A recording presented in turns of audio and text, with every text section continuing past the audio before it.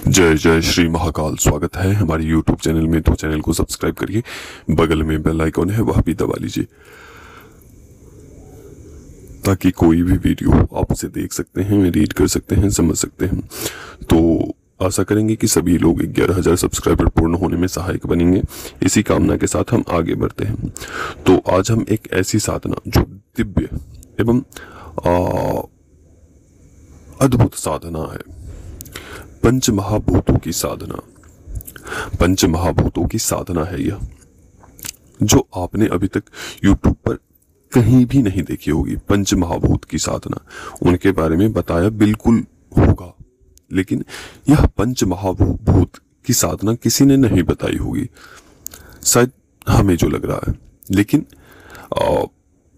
आज हम बता रहे हैं पंच महाभूत की साधना कैसे करनी है। इनकी साधना 3 महीनों की होती है। 90 से 91 दिनों की इनकी साधना होती है मुख्यतः, ठीक है। लेकिन इस पंचभूतों में से एक महाभूत सिद्ध होंगे। इस पंचभूतों में से मात्र 90 दिनों की साधना करने पर मात्र एक भूत सिद्ध होंगे, ठीक है। तो एक भूत सिद्ध होने के क्या महत्व है? यह शरीर 5 भूतों से मिलकर बना है, और उस पंच महाभूतों के अधिष्ठाता देवता कौन है? पंचदेव, ठीक है। पंच महाभूतों के अधिष्ठाता देवता पंचदेव हैं, ठीक है। जैसे ब्रह्मा, विष्णु, महेश, शिव, गणेश, इंद्र आदि उसमें देवता होते हैं कि 5 प्रकार के देवता होते हैं जो पंचभूतों के अधिष्ठाता होते हैं, ठीक है। जैसे जल, थल, वायु, आकाश और पाताल, ठीक है। जैसे रसातल, भूमंडल, वायुमंडल, आकाश मंडल, ठीक है। तो इसी प्रकार से पंच महाभूतों के अधिष्ठाता देवता है पंचदेव। उसमें 5 देवता होते हैं जिसके वश में सभी पांचों तत्व होते हैं। यह शरीर बना है पंच महाभूतों से, ठीक है। अगर हम इसमें से वायु निकाल लेंगे तो यह शरीर स्तंभित हो जाएगा। अगर हम इसमें से जल निकाल लेंगे तो यह शरीर स्तंभित हो जाएगा। अगर हम इसमें से वसा निकाल लेंगे तो शरीर स्तंभित हो जाएगा। तो उसी प्रकार से यह शरीर पंच महाभूतों से मिलकर बना है। उसमें से एक महाभूत की सिद्धि करने पर 90 दिनों की साधना करने के बाद एक पंच महाभूतों की सिद्धि मिलती है, ठीक है। यह 90 दिनों की, अगर आपने एक महाभूत की सिद्धि कर ली, आप समझो कि कुछ भी कर सकते हो, किसी भी इंसान के साथ कुछ भी कर सकते हो, ठीक है। लेकिन यह साधना दैविक साधना है, ठीक है। दैविक एवं दिव्य साधना है, ठीक है। इसमें किसी भी प्रकार का किसी के प्रति गलत मनसा, अविश्वास, गलत विचार, गलत इरादे से किया हुआ कर्म, वो सब नहीं चलते हैं। जो साफ दिल का व्यक्ति हो वे ही इस साधना को सिद्ध कर सकता है, और पूरे तन, मन, धन सब कुछ को शुद्ध करके इस साधना में बैठना चाहिए, ठीक है। इनकी साधना कैसे करनी होती है? इनकी साधना प्रायः आप खंडर के क्षेत्र में कर सकते हो, ऊंचे स्थान में, किसी भी ऊंचे स्थान में आप कर सकते हो, चाहे पहाड़ी का क्षेत्र हो, चाहे वो अपने क्षेत्र में कोई भी ऊंचा स्थान हो, या घर के छत के ऊपर भी कर सकते हैं इनकी साधना, ठीक है। तो इनकी साधना कैसे करनी होती है?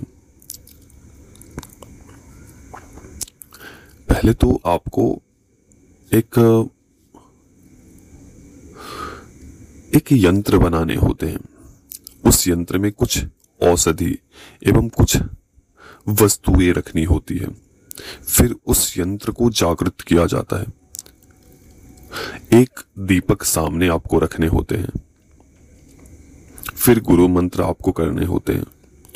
गुरु मंत्र के द्वारा उस यंत्र को उत्कीलन करना होता है। एक दीपक, धूप, अगरबत्ती जो हमारे द्वारा भोग की वस्तु रखने के लिए बोला जाएगा, भोग की वस्तु आपको रखनी है, ठीक है। और वह अधिष्ठात्रा देवता या उनके गण आपको वचन देने के लिए आएंगे इस पंच महाभूत की साधना में। मैंने आपको बोल दिया ना कि कुछ भी इस एक पंच महाभूत से आप करवा सकते हैं। किसी भी इंसान को आप अपने मुट्ठी में बांध सकते हैं। किसी भी इंसान को प्राण वायु आपकी मुट्ठी में हो जाएगी उसकी। और किसी भी व्यक्ति को आप बचा भी सकते हो। किसी भी व्यक्ति रोगी को आप उसका रोग का हरण भी कर सकते हो। किसी भी व्यक्ति की क्लेश का नाश भी कर सकते हो। किसी भी व्यक्ति के व्याधि का नाश भी आप कर सकते हो इस एक पंच महाभूत से।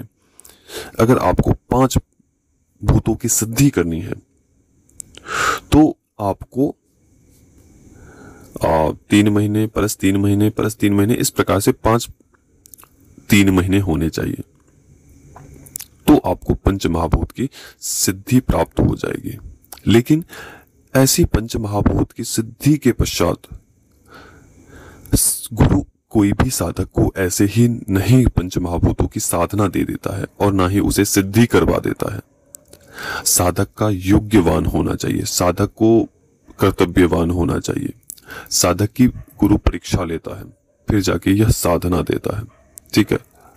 ऐसा तो साधक नहीं है कि वो कुछ भी बोले और किसी के ऊपर वो पंच महाभूतों में से एक महाभूत की प्रयोग कर दे, उसका प्रयोग किसी के ऊपर कर दे ना समझी में, अज्ञानतावश। तो इसलिए आपको सोच समझकर किसी भी गुरु को सोच समझकर अपने शिष्य को कोई भी सिद्धि करवानी चाहिए या करवानी होती है। आज से कई वर्ष पहले, ठीक है, वैदिक मंत्रों के मतलब कि वैदिक मंत्रों के द्वारा आप कुछ भी करवा सकते थे, कुछ भी। लेकिन वो ऐसा क्यों हुआ कि उसे कीलित कर दिया भगवान शिव ने? क्यों किया? क्योंकि उस मंत्र का, उसकी शक्तियों का बहुत ही अत्यधिक मात्रा में दुरुपयोग होने लगा, जिस कारणवश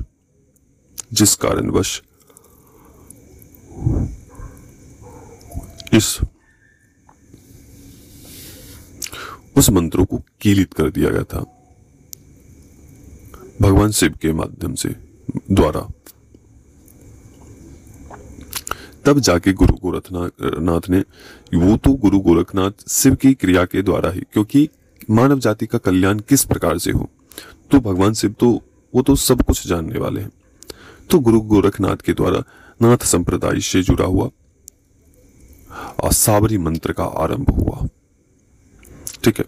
लेकिन भगवान शिव ने वैदिक मंत्रों का उत्कीलन भी अपने लोगों को बताया, ठीक है। लेकिन वो केवल गुरु परंपरा में ही सीमित है। वह साधक या वह व्यक्ति, वैदिक परंपराओं में बहुत लंबी विधान होते हैं, क्योंकि उसकी उत्कीलन करने की विधि अलग होती है। उस वैदिक मंत्रों के कोई भी नुकसान नहीं होते हैं, नुकसान भी होते हैं, लेकिन सिद्धि होने पर किसी भी प्रकार का आपको भोग ये वो कुछ नहीं देने होते हैं। जैसे आप सावरी विधान में आप देते हो, वो सौम्य रूप से चलती है, ठीक है, आपके हवन पूजन इसके माध्यम से। तो खैर वो सब छोड़िए, आते हैं पंच महाभूतों पर। तो ये पंच महाभूतों की साधना आप 3 महीने करेंगे तो 5 महाभूतों की सिद्धि होगी, ठीक है। लेकिन पहले 3 महीने में आप एक पंच महाभूतों में से कोई भी एक महाभूत की सिद्धि कर पाओगे, ठीक है। अगर आपने इसके माध्यम से किसी भी व्यक्ति के ऊपर कर लिया इस को सिद्धि, तो मैंने आपको पीछे बता ही दिया है कि क्या सब इसके माध्यम से कुछ भी करवा सकते हैं। उसके प्राण लीला, किसी भी व्यक्ति के प्राण लीला आपके हाथों में हो जाती है। ठीक है, अगर किसी भी शरीर से एक ही चीज को अनबैलेंस कर दिया जाए तो वह व्यक्ति तड़प उठता है, वह मृत्यु के कगार पर पहुंच सकता है। अगर किसी भी शरीर से आप जल की मात्रा निकालोगे तो वो तो सीधे सूखता हुआ मर जाएगा। किसी के रक्त निकाल लोगे तो ऐसे एक महाभूत की सिद्धि आपको प्राप्त होगी। लेकिन ऐसा भी हो सकता है कि उस साधना में वह देव भी आए। पंच महादेवों में से कोई भी एक देव आ सकते हैं, ठीक है, या उनके दूत आ सकते हैं। वह परीक्षण करने की विधान है। अब देव है या उनके दूत हैं या कोई राक्षस, ब्रह्मा राक्षस या प्रेत, चुड़ैल, डाकनी शाकनी तो नहीं है, तो उसके परीक्षण करने की एक विधान है। आप परीक्षण किए जाते हैं, उनसे प्रमाण लिए जाते हैं कि क्या मैं जिनकी साधना कर रहा हूं, क्या आप वही हो या आप कोई मायावी हो जो हमें साधना से भटका रहे हो। ठीक है, तो उनसे प्रमाण लिए जाते हैं, तो वो अपना प्रमाण दिखाते हैं। तो उस समय आपको नतमस्तक हो जाना चाहिए और उस देवता के प्रणाम करना चाहिए, उनका सत्कार करना चाहिए, उन्हें बारंबार नमस्कार करना चाहिए। ठीक है ना, उस समय। और आपका मन पूरा पवित्र होना चाहिए। ठीक है ना, किसी भी प्रकार का भय, किसी भी प्रकार का शंका, किसी भी प्रकार का मैल आपके हृदय में नहीं होना चाहिए। ठीक है, तो ये हो गए। दूसरी बात कि यह बातें आपको गुप्त रखनी है। किसी भी देवता या किसी भी दूत के दर्शन होते हैं या कोई भी शक्ति आपके सामने खड़ी होती है तो इस के अनुभव आपको गुप्त रखने हैं। यहां तक कि अपने वाइफ को भी नहीं बताने हैं। केवल गुरु छोड़कर दुनिया में किसी भी व्यक्ति को नहीं बताने हैं तो नहीं बताने हैं इस साधना के अनुभव। ठीक है, जब आप इसकी सिद्धि कर लोगे तो आप एक कल्याणकारी एक व्यक्ति बन जाओगे, आपका जीवन सफल हो जाएगा।